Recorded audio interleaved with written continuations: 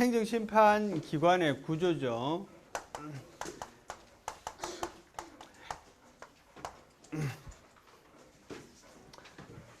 행정심판 기관 종래에는 종래 시스템과 이제 현재 시스템이 좀 다르다. 종래 시스템은 이렇게 돼 있어요. 재결청이 있고요. 재결청에서는 뭘 하는가 하면 이건 재결기관이야. 재결기관이라는 거는 말 그대로 결정을 내리는 기관이란 말이지. 예. 그 다음에는 뭐가 있는가 하면 행심위가 구분되어 있어요. 행정심판위원회. 행정심판위원회는 심리기관이야. 그래서 양자가 이렇게 구분되어 있었어. 그래서 이런 거지. 자, 처분청이 처분했다, 그지? 불복하지. 어디다가 불복하는가 하면 행정심판위에다가 심판위원회에다가 불복한단 말이야, 그지? 그러면 여기서 심리하지. 근데 재결은 재결청이라는 게 따로 있다는 거지, 그지? 예를 들어서 성동구청장의 처분에 대해서는 행정심판위원회는 어디겠어요? 서울시 행정심판위원회. 좀 이따 하겠지만 아니면 뭐 다음 시간에 하겠지만 행정심판위원회는 기본적으로 처분청의 직권 상급기관이 한다 이렇게 돼 있어. 상급기관이 성동구보다 상급기관이 서울시잖아, 그지? 그래서 서울시 행정심판위원회에다가 심리를 의뢰하겠지. 그러면 여기서 어떤 결정 내용이 될 게 아니야, 그지? 의결이 되지. 그러면 의결 내용을 누가? 재결청은 누군가 하면 서울시장이 재결청이 됩니다. 이 서울시장이 의결된 대로 재결하는 거지, 그지? 그래서 의결을 하는 기관과 처분을 하는 기관이 서로 달랐다는 거지. 옛날에는. 지금은 안 바뀌었어. 근데 의결기관과 재결기관이 구분되는 이유는 뭔가 하면 재결의 독립성 이런 거예요, 그지? 공정성 확보. 근데 재밌는 거는 행정심판위원회 위원장이 또 재결청이야. 이 독립성이 실제로 인정 안 되는 거지, 그지? 그래서 그럴 바에야 아예 합치자. 그래서 지금은 현재는 재결청이 따로 없어.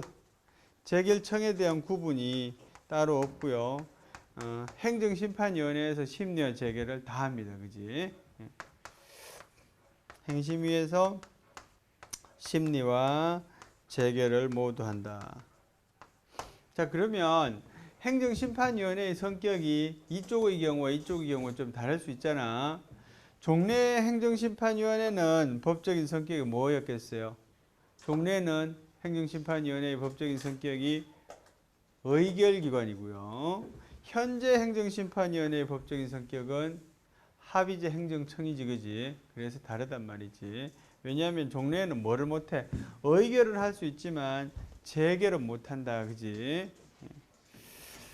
그래. 그래서 재결청과 심리기관의 결합, 2008년 행정심판법 개정으로 재결청은 별도로 두지 않고 행정심판위원회에서 재결과 심리를 다 하도록 하고 있다, 그렇지? 심리 절차의 준사법화. 사법화라는 건 뭡니까? 원피고의 대결 구도를 두고 있다는 말이야, 그지? 청구하는 자와 그 다음에 피청구하는 자의 대결 구도를 두고 있다는 거지, 그지? 그래서 준사법화. 불고분리 원칙. 불고분리 원칙은 뭡니까? 고하지 않으면 심리하지 않는다. 고한다는 말은 뭐야? 청구하지 않으면 심리하지 않는다는 원칙이야, 그지? 이걸 무슨 주의라고 그랬어? 무슨 주의라고 그랬어요? 처분권주의야, 그지? 처분권주의. 그래서 당사자 처분주의 이렇게 말하기도 하고요. 처분권주의라고 말하기도 하고요. 그래서 청구된 내용에 대해서만 심리할 수 있다는 주의야, 그지? 민사소송상의 대원칙이다, 그지? 두 번째는 불이익 변경 금지 원칙. 행정심판의 결과로서 행정심판의 재결로서 원처분보다 불리한 재결은 할 수 없다는 거지, 그지? 그것이 원처분이 위법하거나 부당하더라도 그렇다는 말이야, 그지? 원처분이 위법하거나 부당하더라도 원처분보다 더 불리한 처분을 할 수는 없다는 거지, 그지? 이거는 법치주의 관점에서 보면 합당하지 않지? 그렇지만은 어떤 측면이 있어요? 뭐 신뢰 그런 측면도 있고, 그다음에 권리구제제도란 말이야, 그지? 구제받기 위해서 청구했는데 더 심한 처분을 받으면 안 되겠지. 그래. 그래서 원처분보다는 더 중한 처분을 할 수 없다. 고지제도. 고지제도는 다른 말로 불복 고지제도라 그래. 고지제도라는 것은 처분을 함에 있어서 행정심판을 할 수 있음, 행정심판할 수 있는 기간, 뭐 방법 이런 것들을 알려주는 걸 말한다, 그지? 근데 행정심판 고지제도는 행정소송에는 없어. 행정소송 고지제도라는 건 없어요. 왜 그런가 하면 있잖아. 행정심판이 갖는 행정통제 기능 때문에 그래, 그지? 행정은 서로 같은 편이기 때문에 내가 잘못한 행위에 대해서 내 상급기관이 바로 잡아줄 수 있어 이렇게 알려준단 말이지, 그지? 법원에 의해서 시정하는 방법은 굳이 알려줄 필요가 없는 거지. 그래. 그래서 행정심판 고지제도. 그다음 심판의 종류.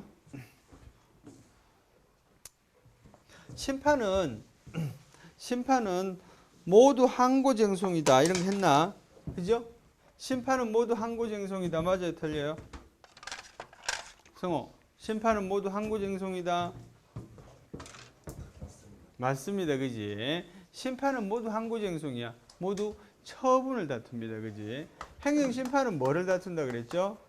이것은 처분의 뭘 다퉈? 처분의 뭘 다퉈? 위법 또는 부당을 다투, 그지?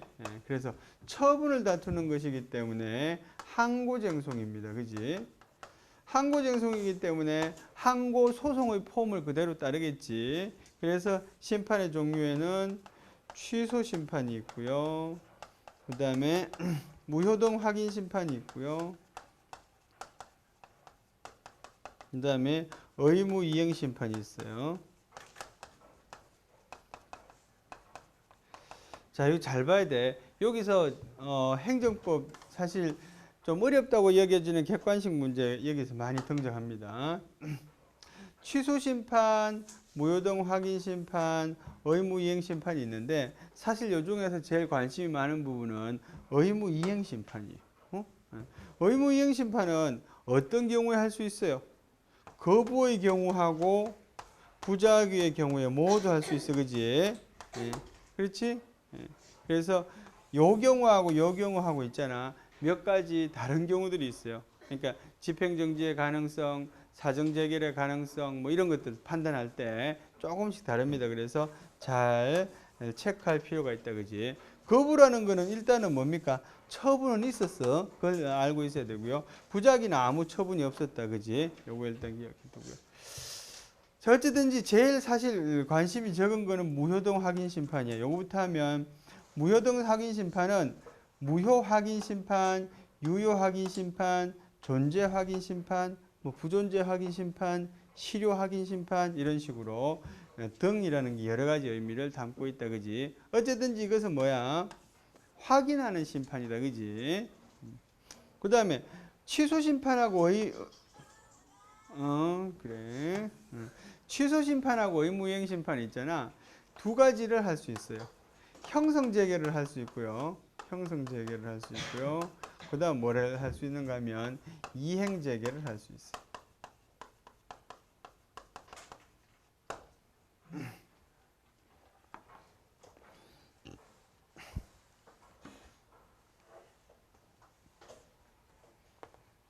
형성 재개는 재개는 판결하고 똑같이 행정심판의 결과를 말하는 것이고요. 재결이라는 것은 예컨대 이런 거잖아, 그지? 취소 재결을 하면 취소 판결처럼 취소 재결을 하면 바로 취소되는 형성력이 발생합니다, 그지? 그래서 그걸 형성 재결이라고 하는 거지. 그 다음에 이행 재결은 어떤 건가 하면 이행 재결은 취소를 예컨대 그런 거예요. 그지? 예컨대 취소를 명하는 재결이야. 다른 말로 이 이행재결은 그래서 뭐뭐 명령 재결이라고도 해요. 그러니까 자기 스스로 형성력을 발행하는 그런 재결을 하는 것이 아니라 뭐 하라고 이렇게 명령하는 재결이야. 취소하라고 명령하는 재결. 그지? 예를 들어서. 그지? 근데 의무 이행 심판에서도 형성 재결과 이행 재결을 다 할 수 있어요. 다만 의무 이행 재결은 대상이 누구야? 거부나 부작위가 대상이 된다는 점, 이게 다른 거야. 취소 심판에서는 그냥 처분이 대상이 되고요. 거부나 부작위가 아닌 처분이 대상이 되겠지, 그지? 거부나 부작위는 의무 이행 심판의 대상이 됩니다, 그지? 근데 할 수 있는 거는 똑같아. 내가 계속 강조하지만 이행 재결, 형성 재결 두 가지를 다 할 수 있다는 게 공통점이야. 직접 할 수도 있고요. 봐, 어떤 경우에 직접 할 수 있겠노? 의무 이행 재결인 경우에는 부작위에 대해서 의무이행 심판 청구하면 의무이행 재결에서는 있잖아. 바로 형성도 할 수 있어요. 그 다음에 이행을 명하는 것도 할 수 있어요. 그죠? 물론 거부의 경우에도 직접 할 수도 있고요. 이렇잖아. 어떤 경우. 사실 이거는 조금 어렵긴 한데 허가가 거부되면 허가를 명하는 재결을 할 수 있겠지. 허가가 거부되면 허가를 명하는 재결을 할 수 있어요. 허가가 거부됐는데 허가 재결을 하기는 어려울 거야. 허가할 수 있는 권한은 정해져 있으니까, 그지? 이런 경우에는 허가를 명하는 이행 재결을 하는 거지, 그지? 허가 재결이라는 거는 조금 이게 없어. 이해하기 어려워. 왜냐하면 허가 권한은 법정화되어 있잖아. 누가 갖고 있는지가, 그지? 그래, 어쨌든지 두 가지를 할 수 있다, 그지? 노트 보세요. 노트 보시면 표에 보면 취소 심판 보면 처분을 취소 또는 변경하거나, 이 형성 재결에는 두 가지가 있어, 그지? 취소 재결과 변경 재결. 취소 또는 변경한단 말이지. 그 다음에 취소 또는 변경하거나 다른 처분으로 변경할 것을 명할 수 있어요, 그죠? 그래서 엄밀히 보면 여기서의 이행 재결은 뭐만 돼요? 여기서 이행 재결은 취소 그 자체가 아니라 취소 변경을 명하는 재결만 할 수 있네, 그지? 형성 재결로는 취소 재결, 변경 재결, 이 이행 재결로는 변경 명령 재결을 할 수 있는 거지. 엄밀히 보면 처분 변경경 명령 재결, 그지? 거기 갈로 이렇게 돼 있지. 정확하게 말하면 있잖아. 그 취소 심판의 이행 재결 옆에 갈로에는 처분 명령 재결은 안 돼, 그지? 처분 명령 재결을 하기는 어렵고요. 처분을 변경을 명하는 재결은 할 수 있어. 자, 무효 확인 심판의 재결은 별로 할 이야기 없고요. 의무 이행 심판에서는 형성 재결. 그래서 뭡니까? 처분 취소 재결, 그지? 또 처분 변경 재결. 줄여 써서 그렇지. 이행 재결로는 처분 취소 명령 재결, 처분 변경 명령 재결, 그지? 그래서 어떤 점이 다릅니까? 의무 이행 심판에서는 취소, 그지? 명령 재결할 수 있어요. 여기서는 처분 명령 재결할 수 있어요. 취소 명령 재결. 여기서는 취소 명령 재결하는데 취소 변경 재결만 되고 처분 변경 재결, 그지?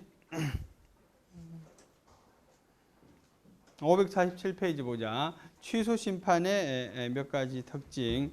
청구기관에 제한 집행부정지 원칙 사정재결이 적용된다, 그지? 행정소송에서와 마찬가지로 행정심판에서도 취소 심판이 기본적인 폼이 되고 다른 심판에서 준용하게 된다, 그지? 취소 심판의 인용 판결, 인용 재결이 있게 되면 원처분은 처음부터 없던 상태로 된다. 이런 것들을 무슨 효력이라 그래? 형성적인 효력이라 그래, 그지? 형성력, 소급효, 뭐, 그지? 예를 들어 영업정지 처분이 취소되면 별도의 취소청에 조치 없이도 영업정지 처분이 없었던 것이 된다, 그지? 불허가 처분이 취소되면 불허가가 없었던 것으로 판단된다. 불허가 처분이 없었던 것이 된다고 해서 허가 처분이 된다는 것이 아니고 허가와 불허가도 아닌 상태가 된다. 불허가 처분에 대해서 불복하기에 적당한 행정심판의 유형은 뭐라 그랬어? 의무이행 심판이 되는 거예요. 그래서 그지? 불허가 처분이 뭐야? 허가 거부 처분이기 때문에 취소 심판으로는 완전한 형태의 구제를 받을 수 없고, 그지? 의무이행 심판을 해야지 허가를 받을 수 있다, 그지? 그러면 사실은 허가하는 게 아니라 허가를 명하는 재계를 내리게 되겠지. 허가를 명하는 재계를 내렸는데 행정이 거기에 따르지 않으면 어떤 거 할 수 있단 말이야? 간접 강제를 또 할 수 있다. 뭐 이런 거야, 그지? 아니, 간접 강제면 직접 명령을 할 수 있어. 간접 강제는 어디 제도입니까? 소송상의 제도고요. 그 다음에 요 뒤에 나오지만 행정심판이 직접 명령 제도가 있어.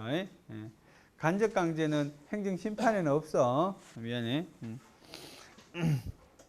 의무이행, 재결의 형성력은 했고요. 무효동 확인 심판 보시면,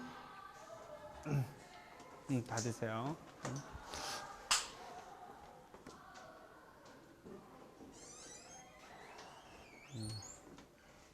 처분의 효력 유무나 존재 여부에 대해서 확인을 구하는 심판이야, 그지?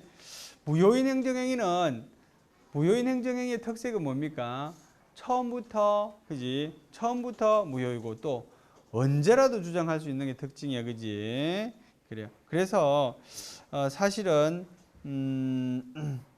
뭐 다른 조치 없이도 무효이지만 무효인지 취소인지는 누군가 확인해 줘야 되더라, 그지? 그래서 심판을 제기하는 것이겠지. 그래요. 그 밑에 보시면 밑에 셋째 줄, 여기에는 취소 심판의 경우와는 달리 심판 청구 기간이나 사정 제기에 관한 규정이 적용되지 않는다. 심판 청구 기간이 적용되지 않는 이유는 뭐야? 무효는 언제라도 주장할 수 있기 때문에 그런 것이고요. 그다음에 사정 제기이 적용되지 않는 이유는 뭡니까? 사정 제기는 하자 치유의 효과가 있는데 무효인 경우에는 하자가 중대하고 명백하기 때문에 치유를 기대하기 어렵다, 그지? 그다음에 집행정지의 대상은 된다. 집행정지는 대상이 될 수 있어요, 그죠? 행정심판 제기기간이 도가된 뒤에는 무효 확인 심판을 제기하는 경우가 많다, 그지? 왜냐하면 청구기간의 제한을 받지 않기 때문에 그렇다. 이 경우 청구 인용이 되기 위해서는 취소 사유로는 부족하고 하자가 중대하고도 명백해야 돼, 그지? 중대한 게 중요하다 그래서 명백한 게 중요하다 그래서 중대한 게 중요하다, 그지? 그래서 이 무효하고 취소를 구분하는 견해 중에는 중대설, 그지? 중대명백설, 명백성 보충설 뭐 이런 것들이 있다 그랬지. 의무이행 심판, 의무이행 심판 항상 구분해 주는 게 좋다. 어떤 경우? 거부에 대한 의무이행 심판과 부작위에 대한 의무이행 심판을 구분해서 생각하는 게 늘 문제 풀기에 좋다는 거지, 그지? 그래서 부작위에 대한 의무이행 심판은 심판 청구 기간의 제한이 없어요. 왜? 처분이 없었기 때문에 그래, 그지? 그래서 처분이 있으므로 한 날로부터가 적용될 수가 없는 거지. 처분이 이루어진 것이 없기 때문에 집행정지의 대상이 되지 않는다, 그지? 정지할 대상이 없는 거지. 그 다음에 사정재결이 개입할 여지도 없다. 사정재결이 존재하는 이유는 뭡니까? 기성의 효과를 훼손하지 않겠다는 거예요, 그지? 예. 기성의 효과라는 게 뭐야? 그게 이제 공공복리라는 이름으로 말해지는 거잖아, 그죠? 기성의 효과라는 것은 처분이 있음으로 인해서 어떤 법률 관계가 이미 형성된 것, 그런 말이야, 그지? 그래서 기성의 효과를 훼손하지 않기 위해서 두는 제도가 사정재결인데, 부작위의 경우에는 처분이 없었으니까 기성의 효과라는 게 존재할 수가 없겠지. 그래요. 그 다음에 행정기관의 유업 부당한 거부 처분이나 부작위에 대해서 법률상 의무지어진 처분이 이행을 구하는 심판이다, 그지? 행정소송에서는 거부에 대해서 취소 소송을 할 수 있는데 심판의 경우에는 좀 다르다, 그지? 부작위에 대해서는 부작위 확인 소송, 그지? 어쨌든지 행정심판과 행정소송은 몇 가지 다른 점이 있다 보면, 부작위 위법 확인 소송에서는 사정 판결이 인정되지 아니하나, 아까 말한 것처럼 부작위에는 처분이 없기 때문에 기성의 효과가 없다, 그지? 그래서 사정 판결이 인정되지 아니하나, 의무이행 심판에서는 사정 재결이 인정될 수 있다. 그지? 왜 그래? 의무이행 심판은 거부를 위한 의무이행 심판도 있기 때문에 그래. 그지? 거부 처분에 대한 의무이행 심판도 있기 때문에 그렇다. 그 다음에 거부 처분에 대한 의무이행 심판은 청구기관의 제한을 받습니다. 그지? 예, 거부가 처분이기 때문에 그렇지. 그 다음에 3번은 뭡니까? 거부에 대한 구조로서 소송의 형태로는 취소 소송이 적당한데 심판의 형태로는 취소가 적당하지 않다. 왜 그래서? 취소는 뭐기 때문에? 취소는 뭐기 때문에? 취소는 거부의 경우에는 뭡니까? 그 허가 전 상태로만 되돌려주기 때문에 그렇다. 그지? 거부 전 상태로만 되돌려주기 때문에 구제의 목적을 도달할 수 없다. 그랬지. 그지? 집행정지의 경우는 구분 안 해놨네. 그지? 집행정지는 사실 어때요? 집행정지는 의무이행심판에 집행정지가 적용될 수 있게 없게? 이것도 거부처분의 경우와 부작위의 처분을 구분하면 된다. 그지? 부작위의 경우에. 부작위의 경우에 집행정지가 인정될까? 안 돼. 그지? 정지할 대상이 없죠. 거부의 경우에는 집행정지가 인정돼야 안 돼요. 거부의 경우에. 이거는 논의를 했잖아. 우리가. 그지? 거부처분의 경우에 집행정지는 부정설, 긍정설, 제한적 긍정설이 있었지. 그지? 뭐가 좋다고? 제한적 긍정설이 좋다. 그지? 답을 쓸 때는 있잖아. 부정설, 긍정설, 제한적 긍정설을 써주고 제한적 긍정설에 예해를 써주는 게 좋아. 그지? 그래야지 쉽게 이해할 수 있겠지. 어떤 게 있어요? 여기 없나? 옆에 있네. 그지? 549페이지 표에 있는 것처럼 불법 체류자를 강제 출국하는 명령, 뭐 이런 거. 외국인 체류기간 갱신 허가의 거부 처분, 그지? 이런 경우는 거부 처분이라도 집행정지를 인정하는 것이 권리구제에 적합하다, 그지? 그 다음에 그 밑에 설명은 뭔가 하면 취소 심판의 경우에는 거부 처분을 구제하기 적당하지 않은 이유가 뭐냐를 설명하고 있는 거예요, 그지? 그거 핵심적인 키워드는 뭡니까? 적극적 처분 명령이에요. 그지? 적극적 처분 명령이 취소 소송에서는 인정이 되지만 취소 심판에서는 인정되지 않더라. 그지? 다른 말로는 뭐라 그런다고? 재처분 명령이라 그런다. 그지? 청구한 내용대로 신청한 내용대로 처분을 할 것이냐에 대한 문제야. 그지? 자, 다시 설명하면 있잖아.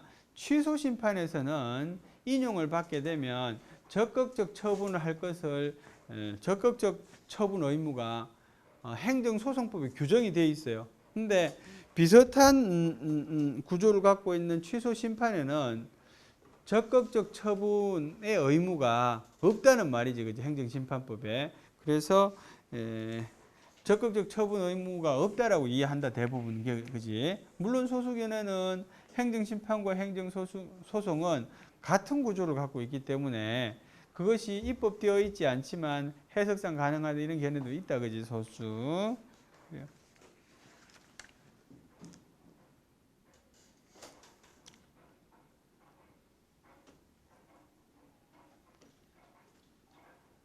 (549페이지) 메뉴해보자. 행정심판법과 달리 행정소송법은 의무이행소송을 인정하지 않고 대신 거부처분 취소소송, 부작위 위법 확인소송을 인정하고 있다. 설명한 바와 같고요.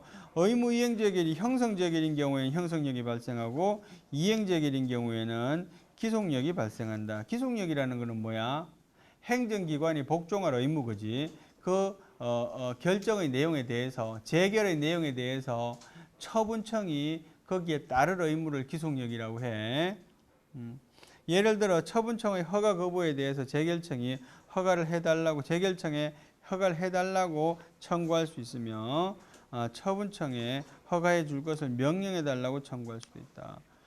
재결청에 직접 허가해달라고 청구할 수도 있구나. 그래요. 자, 그 표 보시면 한꺼번에 정리되네. 제소기간의 제한은 취소소송, 행정소송의 경우에는 취소소송에만 제소기간의 제한이 있다. 그죠? 무효동 확인소송은 무효라서 없는 거고요. 부작위 위법 확인 소송은 자기가 없기 때문에 처분이 없기 때문에 없는 거야, 그지? 행정심판의 경우에는 똑같아. 사실은 여기는 취소심판과 의무이행심판이 있는데 왜 그래? 거부에 대한 의무이행심판이기 때문에 그렇다, 그지? 구조적으로 동일하다. 그래서 아까 말한 것처럼 의무이행심판은 거부의 경우와 부작위의 경우를 구분해서 생각해라, 그지? 집행정지는 취소소송, 무효동 확인소송의 집행정지가 인정이 된다. 그치, 기본적으로. 자, 거부의 경우에는 안 된다고 이야기했지, 그지? 그 다음에 부작위의 경우에는 정지할 대상이 없으니까 안 된다, 그지? 그렇게 생각하면 특별히 머리를 많이 쓸 것도 없겠지. 그 다음에 사정재결, 사정판결은 행정소송에서는 취소소송만 인정이 된다, 그지? 다시 복습하면 무효동 확인소송은 하자가 중대하고 명백해서 안 되고요. 부작위 위법 확인소송은 기성의 효과가 없어서 안 된다, 그지? 근데 일부 견해는 무효동 확인소송도 사정판결이 된다는 견해도 있어. 그거는 뭐 상황에 따라 다르다는 거지, 그지? 예. 구제 방법을 사정판결은 구제 방법은 아니구나, 그지? 행정한테 유리한 제도니까. 행정심판의 경우에는 취소심판, 의무이행심판, 거부에 대한 경우 된다, 그지? 오케이. 그래서 거부하고 부작위를 잘 나눠서 기억하고 있으면 좋겠어. 이거 사실은 언제라도 대답할 수 있을 것 같지만 실제로 이렇게 시험에서 있잖아. 여러 가지를 한꺼번에 물어보면 헷갈립니다. 그래서 표로 만들어서 기억하지 않으면 헷갈려. 그래. 행정심판의 대상 보겠습니다. 행정심판의 대상. 행정심판의 대상도 처분이다, 그지? 행정심판법에서도 행정소송과 마찬가지로 개괄주의를 취한다. 개괄주의라 하면 행정작용은, 행정행위는 모두 행정심판의 대상이 된다는 게 개괄주의지, 그지? 그래서 행정심판의 대상 처분이야, 처분. 처분인데 이 처분의 개념은 행정소송법상의 처분 개념과 같다?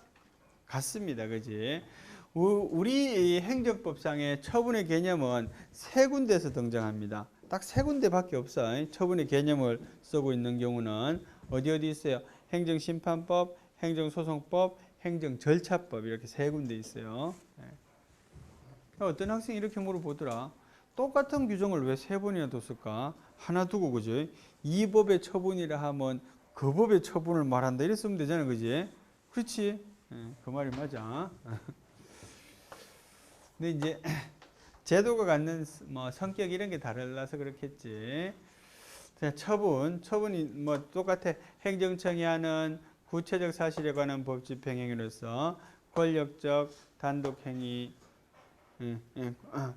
공권력 작용과 거부 또는 그에 준하는 행위. 그래. 갖고 자 그 다음에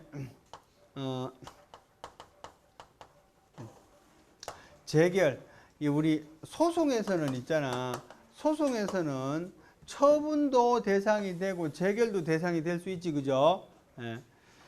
소송에서는 원처분주의를 취하니까 처분이 기본적으로 대상이 되지만 어떤 경우에 재결이 대상이 돼요? 첫째는 재결 자체에 고유한 위법이 있는 경우, 그죠? 재결 대상이 되고, 그지? 두 번째는 어떤 경우가 재결이 소송의 대상이 돼? 재결 주의를 취하고 있는 경우, 그죠? 그래서 이런 경우 잘 기억하라 그랬잖아. 고유한 위법이라는 것은 어떤 거다? 주체상, 절차상, 형식상, 내용상 그런 거 구분하고, 그지? 그 다음에 재결주의를 취하고 있는 경우만 서너 가지가 있잖아, 그지? 뭐 노동위원회 재결, 뭐 그다음 뭡니까 특효 심결, 뭐 그런 거, 감사원 뭐 이런 거, 그런 것들을 잘 기억하고, 그지? 그런데 심판에서는 처분만 심판의 대상이 된다는 거지, 그지? 재결이 행정심판의 대상이 된다는 것은 상상하기가 어렵습니다, 그지? 이거는 상상하기가 어렵다는 거지, 그지? 그래요. 그리고 소송에서는 심급이라는 게 있지. 심급이 뭐야? 1심, 2심, 3급, 3심 그런 심급. 여기서는 심급이 없어요. 그죠? 이거는 있잖아. 1심, 1심. 1단계 행정심판입니다. 다단계 행정심판이 없어요. 예. 종래 다단계 행정심판이 있은 적이 있었어요. 그죠? 예. 과거에는, 지금은 개정이 됐지만 옛날에는 조세 처분에 대해서는 뭘 할 수 있었는가 하면 심사 청구, 그 다음에 심판 청구, 이걸 할 수 있어서, 그지? 예. 심사 청구, 심판 청구를 이렇게 단계별로 할 수 있었단 말이지, 그지? 지금은 어때요? 이 둘 중에 하나야.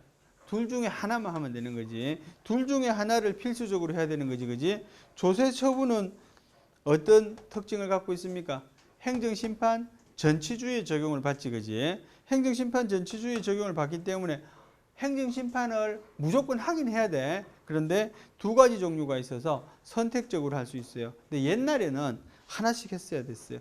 옛날에는 심사 청구 받고 또 심판 청구 받고 또 소송하고 그 앞에는 또 뭐 할 수 있었는가 하면은 이의신청이라는 걸 할 수 있었어요. 이의신청은 뭐라 그랬어? 임의적인 것이기도 하고 그 다음에 법에 규정이 되어 있는 경우에만 한다 그랬지, 그지? 그래서 이의신청, 심사 청구는 누구한테 하는가 하면 국세청정한테 하는 거고요. 심판 청구는 국세심판원장한테 하는 거야. 그래서 소속이 다르지. 이건 국세청에 있고요. 이거는 뭐야? 기획재정부? 뭐 거기 있는 거야, 그지? 소속이 달라.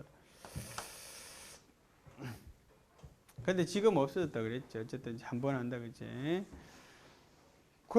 그래요. 처분. 그래서 처분인데, 처분은 행정행위, 처분의 전형적인 폼은 행정행위 뿐만 아니라 또 뭐도 가능해? 권력적 사실행위도 가능하다, 그지? 권력적 사실행위는 어떨 때 가능해요? 현재 유지되고 있을 때만 가능하다, 그지? 그 다음에는 거부 처분 부작위. 그래. 제외되는 사항 봅시다. 대통령의 처분이나 부작위는 제외돼요. 또 행정심판의 재결은 제외돼요. 대통령의 처분이나 부작위가 행정심판에서 제외된 이유는 뭘까? 그렇지. 이런 거잖아. 자, 보건사회부 장관의 처분에 대해서 행정심판할 수 있어요. 예, 행정심판할 수 있는데 그거는 자체 행정심판위원회에서 합니다, 그지? 그럼 대통령도 자체하면 되잖아, 그지? 근데 대통령은 없어. 왜냐하면 그거는 정책적 고려 때문에 그런 거지. 예.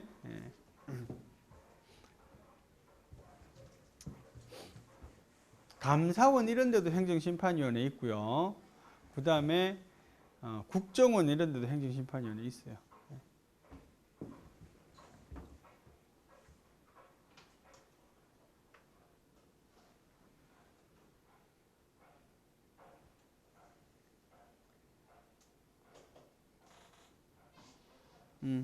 그 다음에 이제 행정상 입법이 행정심판의 대상이 되는 걸 설명한다, 그지? 행정상 입법 중에 뭐 있어요?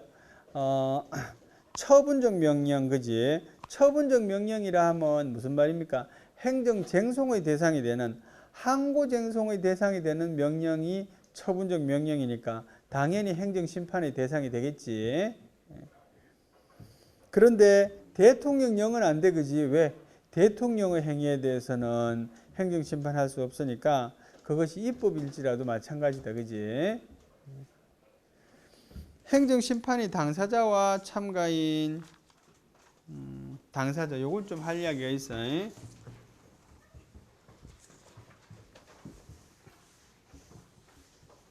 소송의 당사자를 뭐라고 불러요?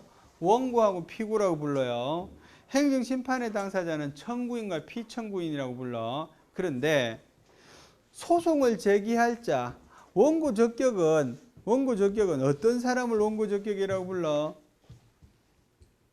위법한 처분으로 인해서 법률상 이익을 침해당한 자예요, 그지? 그래서 처분을 취소함으로써 법률상 이익을 회복할 수 있는 자가 바로 원고 적격이에요, 그지? 그러면 청구인 적격은 어떤 거냐는 거지, 그지? 이제 지금 할 게 청구인 적격인데 얘는 할 말이 있어. 설명이 좀 필요한. 자, 소송에서는 뭐를 다툽니까? 항고소송에서는 처분의 위법을 다투지, 그지? 그 다음에 심판에서는 처분의 위법 또는 부당을 다툰단 말이야, 그지? 이거는 어떤 이야기입니까? 다투는 범위가 더 넓다는 이야기지, 그지? 그래. 자, 이렇게 생각할 수 있잖아. 위법이라는 것은 법에 위반됐다는 말이니까 위법은 법률상 이익을 침해당했다 이렇게 이해할 수 있나? 그지? 위법은 법률상 이익을 침해당한 거예요, 그지? 그 다음에 법률상 이익에 상대하는 말은 뭐야? 반대말은 사실상의 이익이야, 그지? 그러면 부당이라는 거는 있잖아. 법률상의 이익을 침해당한 것은 아니고 사실상의 이익을 침해당한 것에 지나지 않는다. 이렇게도 설명할 수 있나? 그럴 것 같아요, 그죠? 그래요. 근데 요런 구도로 보면 청구인 적격을 우리 행정심판법에서 법률상 이익을 처분으로 인해서 법률상 이익을 침해당한 자가 이렇게 표현하는 것이 적합하지 않다는 것이, 그지? 그래요. 그래서 청구인 적격을 법률상 이익이라고 규정하는 것이 적당하냐, 적당하지 않느냐, 그지? 이게 이제 두 가지 견해가 있는 거지. 입법 과오설은 적당하지 않는다는 말이고, 그 다음에 입법 비과오설이 있겠지. 자, 내가 지금 설명한 바에 따르면 어떤 겁니까? 입법 과오설이야, 그지? 왜냐하면 심판에서는 부당도 다투는데 부당이라는 것은 사실상 이익을 침해한 것에 지나지 않는 거 아니냐는 거지, 그지? 그러면 법률상 이익을 침해당했다는 말하고 조금 언밸런스한 거야, 그죠? 매치가 서로 안 된다는 거지, 그지? 근데 비과오설은 어떤 입장을 취하는지 볼게. 비과오설은 얘는 이렇게 이야기해요. 비과오설은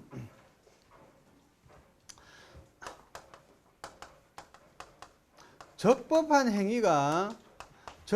행위로서 법률상 이익 침해도 가능할 수 있지 않느냐는 거지, 그지? 적법한 행위로서 법률상 이익을 침해할 수 있는 경우도 있을 수 있다는 거지, 그지? 이거는 누구의 문제야? 적법하다, 위법하다는 건 누구의 문제야? 행위자의 문제야, 그지? 얘는 행위자의 문제야.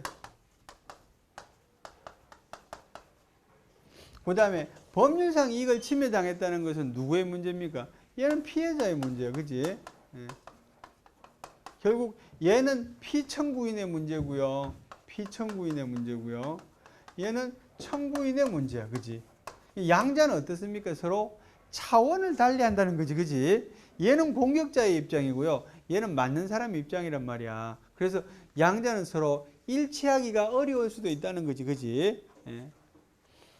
그래서 적법한 행위라고 하긴 좀 애매해. 완전히 적법한 데 있잖아. 법률상 이익을 침해하기는 조금 쉽지가 않고요. 요거는 부당한 행위, 위법한 정도는 아니고 부당한 정도에 해당하는 행위라는 거지, 그지? 예를 들면 있잖아. 그 네모 박스 안에 내가 설명을 하나 하고 있는데,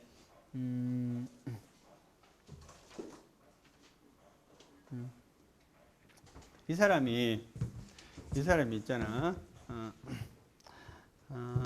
일정 금액을 횡령을 했어. 공무원인 A라는 공무원이 있는데 횡령을 했어. 근데 금액이 미미한 금액이야. 아주 작은 금액. 한 얼마 할까? 10만 원 정도 횡령을 했어. 공무원은 있잖아요. 횡령 이런 죄가 아주 큰 죄로 취급이 돼요. 우리가 생각하기에는 이 정도 돈이면은 봐줘도 될 것 같은데, 그지? 근데 이 공무원, 국가조직에서는 횡령, 뭐 수뢰 이런 건 아주 나쁜 죄로 보는. 어쨌든지 그래서 있잖아. 어떤 처분을 받았는가 하면 감봉이라는 처분을 받았어요. 감봉이 뭐야? 봉급을 깎는 거야, 그지? 예, 봉급을 깎는 겁니다. 여러분 이제 공무원법을 배울 기회가 없으니까 간단히 설명해 주면 이 징계에는 있잖아. 5가지 형태의 징계가 있어요. 중한 징계라 그래서 3가지가 있어. 맨 위에 게 뭔가 파면이라는 게 있어. 두 번째는 해임, 세 번째는 정직이라는 게 있어. 요 3개를 중징계라고 말해요. 정직은 말 그대로 직을 정지시키는 겁니다. 정직 기간에는 일할 수가 없겠지, 그지? 봉급은 나오겠나 안 나오겠나? 조금 나옵니다. 3분의 1은 나옵니다. 그래, 다행이라는 표정이에요, 그지? 근데 정직은 있잖아, 3개월까지만 가능해요. 정직 1월, 정직 2월, 정직 3월을 가능해. 정직 6월 이런 게 없어요. 그 다음에는 이제 경징계가 있겠지, 그지? 경징계에는 감봉하고 견책이 있어요. 감봉도 1월에서 3월까지 가능해요. 감봉은 봉급을 깎는 거야, 그지? 일은 할 수가 있어. 정직은 아니니까. 그래. 그리고 이것도 뭐 이렇게 막 정밀하게 깎는 게 아니라 정해져 있어. 몇 분에 몇을 깎는다 이렇게. 그 다음에 견책은 말 그대로 꾸짖는다는 말이야, 그지? 훈계한다는 뜻이야, 그지? 요 5개가 공무원 법상의 징계입니다. 법상의 징계가 5개고요. 그 다음에는 경고라는 게 또 따로 있어요. 요거는 규칙상의 징계야. 규칙상의 징계는 말 그대로 행정규칙이니까 법적인 효력은 없겠지, 그지? 그렇지만 인사기록부에는 적혀. 그래서 그런 경고를 받으면 성진에서 누락되겠지. 왜냐하면 성진 경쟁자는 무지하게 많잖아, 그지? 그런데 남보다 잘해도 어려운데 벌점이 있으면 더 어려울 거 아니야, 그치? 그래요. 그래. 근데 이런 의문이 없나? 견책은 정말 아무것도 아니잖아, 그죠? 그냥 꾸짖는 소리잖아, 그지? 감봉하고 정직이 1월에서 3월까지밖에 없단 말이야. 그 다음에는 나가야 돼. 해임이야. 해임하고 파면의 차이점 뭔가 하면 이게 퇴직금의 차이가 있어요. 파면이 되면 퇴직금을 거의 못 받아요. 해임은 잘리는데 퇴직금 받아가는 뭐 이런 구조야. 그러니까 둘 중에 하나를 선택하려면은 해임을 받는 게 좋겠지, 그지? 그러니까 그 조직에서 사람을 쫓아 보내면서도 뭡니까? 인간적인 배려를 하면 파면을 하지 않고 해임을 하면 되는 거지, 그지? 근데 너무 격차가 크지 않냐? 그 2개는 이 조직에서 퇴출되는 거고, 완전히. 그 바로 전거는 3개월, 그지? 그래서 그 부분에 대해서 왜 법이 이럴까? 한 1년짜리 정직은 없냐?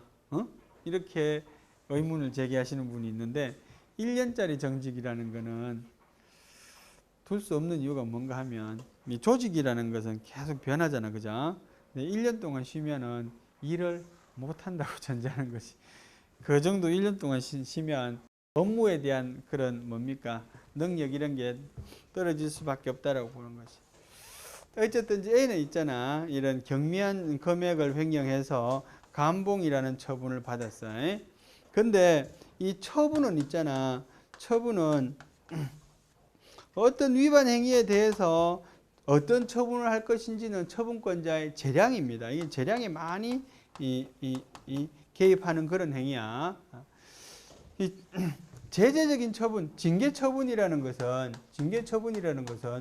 불이익한 것이라는 측면에서 보면 기속적인 성격이 강하지, 그지? 그런데 실제로 어떤 종류의 징계를 할 것인가 하는 점에 대해서는 처분권자의 재량이 부여가 돼요.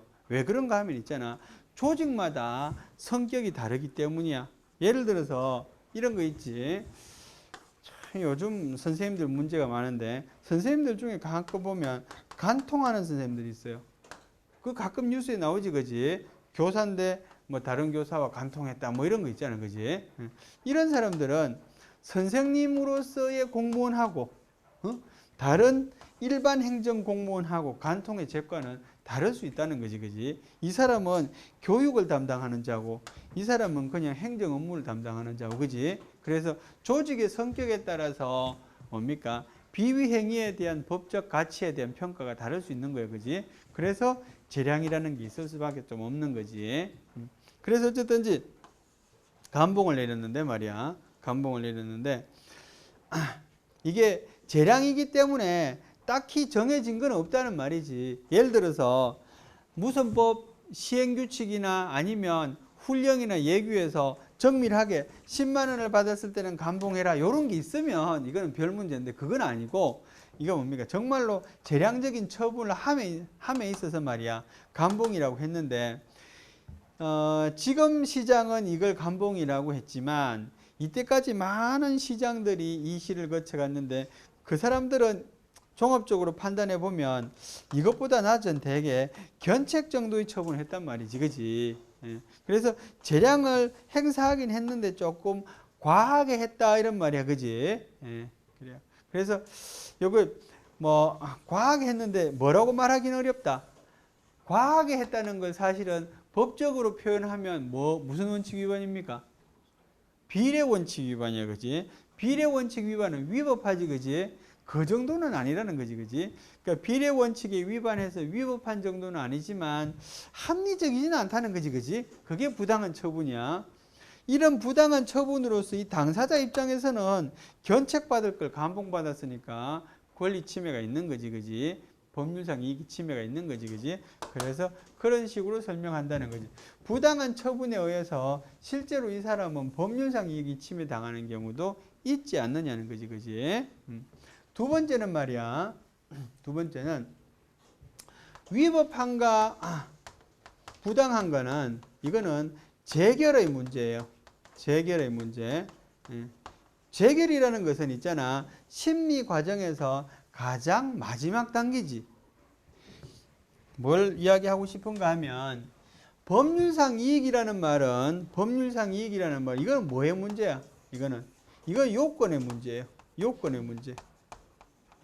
이 똑같은 이야기지, 그지? 서로 차원을 달리한단 말이야. 얘는 그 그러니까 심판을 제기할 요건의 문제고, 이거는 심판의 결과의 문제라는 거지, 그지? 이거는 심판의 요건이고요. 이거는 심판의 결과고요. 그래서 심판의 요건과 결과 서로 뭘 달리한다? 차원을 달리하는 문제다, 그지? 차원을 달리하는 문제. 교과서적 표현에 따르면 이거는 입구의 문제고, 이거는 뭐의 문제야? 출구의 문제고. 그래서 양자가 서로 같을 수는 없다. 그지? 그런 말이야, 그지? 입구의 문제와 출구의 문제가 서로 동일할 수는 없다는 거지, 그지?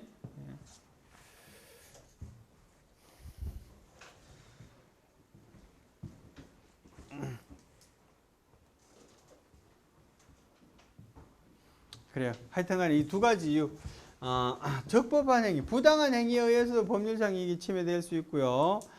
위법 부당이라는 것은 심판의 결과의 문제고 법률상 이익이라는 것은 심판의 요건의 문제이기 때문에 서로 차원을 달리하는 문제이기 때문에 서로 간에 영향을 직접 주는 것은 아니다, 그지? 뭐 이런 이유로 비과오론을 주장한다, 그지?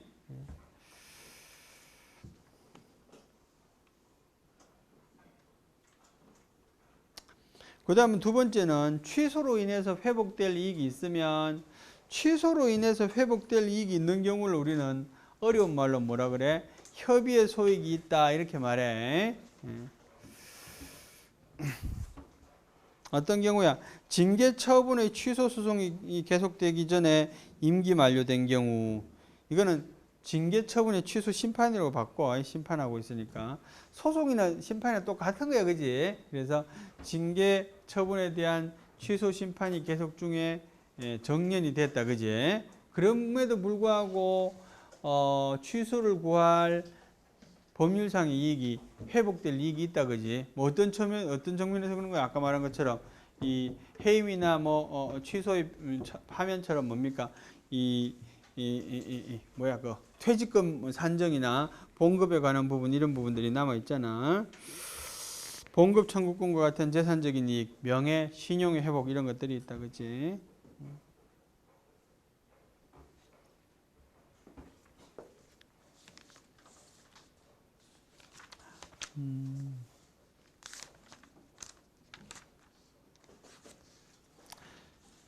지위승계, 당연승계. 다음 같은 경우에는 당연승계된다. 청구인 사망시. 청구인 사망시는 상속인이 당연히 승계하겠지. 그 다음에 법인과 비법인 사단, 재단 합병시.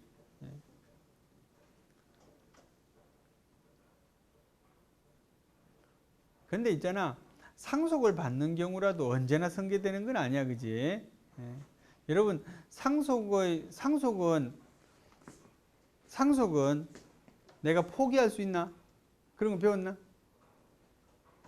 전부들 안 배웠구나. 그지? 상속을 포기할 수도 있어요. 그죠? 생활법률 시간 이런 거 배우잖아. 상속에 관해서는 세 가지가 있어요. 하나는 뭡니까? 내가 상속을 받겠습니다. 이런 걸 승인이라 그래. 상속을 안 받겠습니다. 포기라고 그래. 왜 안 받겠노? 그렇죠. 상속이라는 것은 재산도 상속받지만 부채도 상속받거든. 그런데 재산은 1억 넘겨주면서 부채를 2억 넘겨주면 그럼 내가 손해잖아. 그지? 그러면 포기합니다. 그지? 요 사이에 있는 게 있어요. 요걸 뭐라 그래? 그래요. 한정승인이라 그래. 한정승인은 상속을 받기는 받는데 한정적으로 받아요. 근데 한정승인은 왜 필요하겠노? 이럴 때 필요해. 자, 내가 재산을 1억을 받는데 아까 말한 것처럼 부채는 2억이야. 그럼 받기 싫지. 근데 우리 아버지 때부터 온 가족이 같이 살던 집이 있어요. 응? 이거는 1억짜리 집이야. 이거는 상속을 내가 꼭 받고 싶어. 그지? 빚이 많지만. 그러면 내가 그 집을 상속을 받는 거지. 집을 상속받으면 집의 가액이 1억이잖아. 그지? 그러면 어떤 효과가 있는가 하면 다 받는 게 아니니까 1억만큼만, 총액에서 1억만큼만 상속을 받는 거야. 그래서 1억만큼 받으면 여기서 전체가 3억인데 그 중에 내가 부채가 2억이잖아. 그죠? 그러면 1억에 대해서 3분의 2만큼 내가 부채를 인정하고 떠안고 받는 거지. 쉽게 말하면. 그런 컨셉이 바로 한정승인이야. 그지? 근데 물론 뭐 행정법의 경우에는 별로 의미는 없지만 법인과 비법인 사단, 재단이 합병하는 경우에 법인과 비법인 사단, 재단 이거는 법인과 비법인 사단이 합병한다는 뜻이 아니라 법인끼리, 비법인 사단끼리 뭐 그지? 그다음에 재단끼리 뭐 이렇게 합병하는 경우를 말해. 그런 경우에는 합병 후 존속하는 법인, 합병에 의해서 성립하는 법인, 합병 후 존속하는 법인 또는 합병에 의해서 설립되는 법인. 앞의 경우는 흡수합병이지, 그지? 그 다음에 뒤에 거는 이제 신설합병이 되는 거지. 그러니까 두 개가 하나 먹히는 경우, 그지? 두 번째는 새로 만들어지는 경우. 지위 승계자가 서면으로 위원회에 신고해야 된다. 그 다음에 허가승계. 권리이익의 양수자가 청구인의 지위를 승계하기 위해서는 위원회의 허가가 필요하다.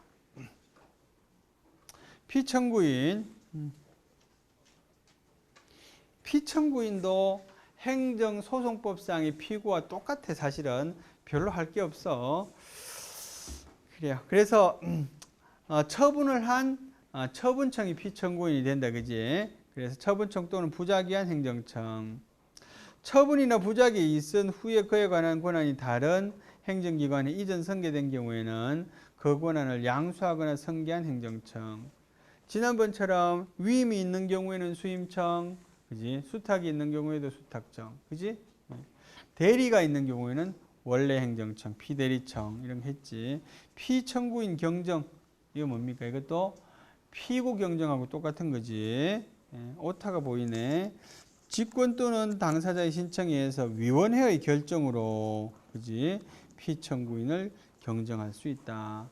위원회가 결정해 줘야 돼. 그지? 피청구인 경정하기 위해서는.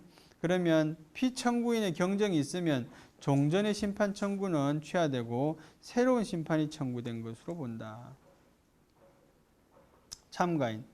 행정심판 결과에 이해관계가 있는 제3자 또는 행정청은 신청 또는 심판위원회 요구에 따라서 행정심판에 참가할 수 있다. 이 참가의 경우에도 소송하고 똑같아. 제3자는 어떤 참가인입니까? 공동소송인적 지위를 갖는 참가인이 되고요. 그 다음에 행정청은 그냥 뭡니까? 종속적 참가인이 돼, 그지? 대리인. 심판 청구의 당사자는 대리인을 선임하여 당의 심판 청구에 관한 행위를 할 수 있으며, 이 경우 대리인은 심판 청구의 취하를 제외하고는 본인을 위하여 행정심판에 관한 모든 행위를 할 수 있다. 뭘 못해요? 행정심판 취하는 못해. 대리인이 될 수 있는 자는 청구인의 배우자, 직계존비속, 형제자매, 청구인인 법인, 임직원, 임직원 또는 직원, 임원 또는 직원이겠지? 이것도 호타 같은데. 임직원, 임원하고 직원 합친 말인데, 그치? 변호사, 행정심판위원회로부터 허가를 받은 자. 요건 조금 확인이 필요한 부분인데, 행정심판법 누가 볼 수 있으면 요거 좀 확인해 줄래? 지금 대리인 누가 돼 있는지. 행정사가 대리할 수 있는지 한번 봐봐줘. 행정심판법을 찾아서 대리인 부분을 보면 돼. 왜냐하면 작년에 행정사 제도가 생겨가지고 행정사 제도라는 게 제도가 생긴 거 아니에요. 시험이 생긴 거지, 그지? 시험이 생겼다는 거는 일거리를 줬다는 뜻이거든. 일거리 없이 행정사들이 하는 게 주로 행정심판 대리를 하는데. 찾았나? 안 나오나?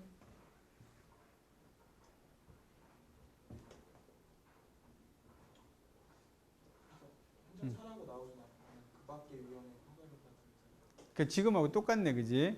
그래요.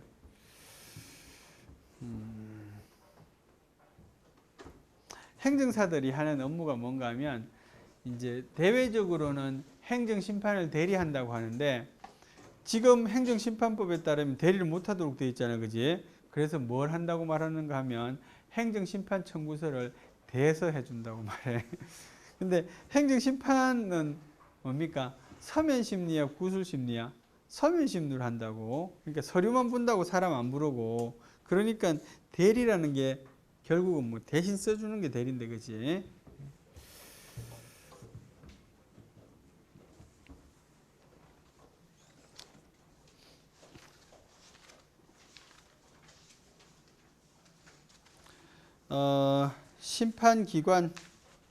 심판기관까지만 합시다. 자원할 사람 없으면 내가 지명해서 올려놓을게. 누가 해라고. 행정심판위원회 요것만 하고 이제 오늘 마치다, 그지? 행심위.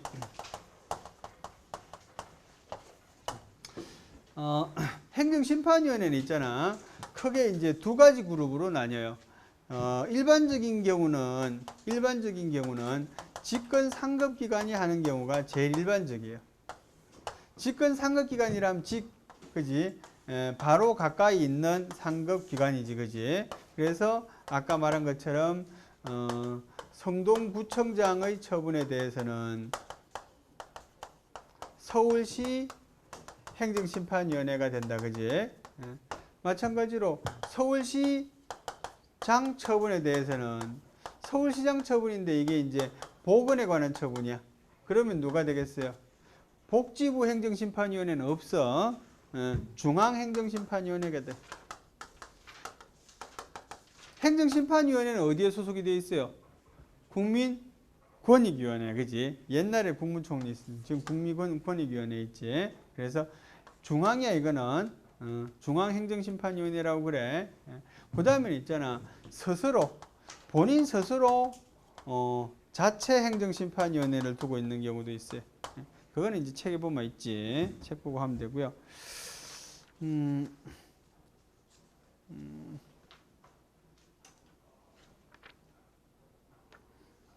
메뉴에 보면 어디야? 555페이지 맨 밑에 줄에 있어요. 감사원, 국가정보원장, 그지? 국회 사무총장, 국가인권위원회 쭉 있잖아요. 이런 기관들은 자체 행정심판위원회가 있는 거고요. 나머지는 아까 설명한 거하고도 같고요.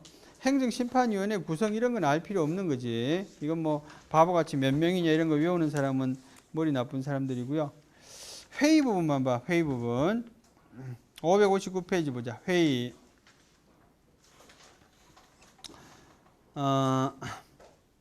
중앙행정심판위원회 회의는 뭐 위원장 기타 등등 해서 9명으로 구성이 된다. 그지?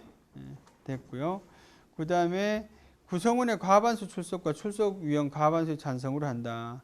전문위원을 둘 수 있어. 개별 분야에 대한 검토를 위해서. 제척, 기피, 회피. 제척, 기피, 회피는 의미를 알아두는 게 좋겠지. 제척이라는 것은 있잖아. 법에 정한 사유. 그 사람은 행정심판위원이 될 수 없는 법에 정한 사유가 있어요. 예를 들어서 위원이 있잖아. 또는 그 배우자가 당의 사건하고 관계가 되는 사람은 안 되겠지, 그지? 그런 사람들은 제척 사유. 그것은 일정한 법정 사유 거기에 밑줄 쳐야 돼, 그지? 일정한 법정 사유가 있는 경우에 심리 의결에서 배제됩니다, 그지? 제척됩니다, 그지? 이거 다 외울 필요는 없는데 내가 작년에 행정사 시험 문제 이걸 냈더니 이걸 다 외워서 쓴 사람들이 꽤 있더라고. 뭐 있잖아. 위원회 배우자였던 사람이 그래서 아줌마들이 대단하다, 그지? 그 시험 보는 사람들이 되게 아줌마들이거든. 기피는 누가 기피하는 건가 하면 당사자의 신청에 의해요. 여기 그지? 그러니까 청구인이 기피하는 거야. 청구인이 위원을 기피하는 겁니다, 그지? 당사자라 하면 청구인을 말해.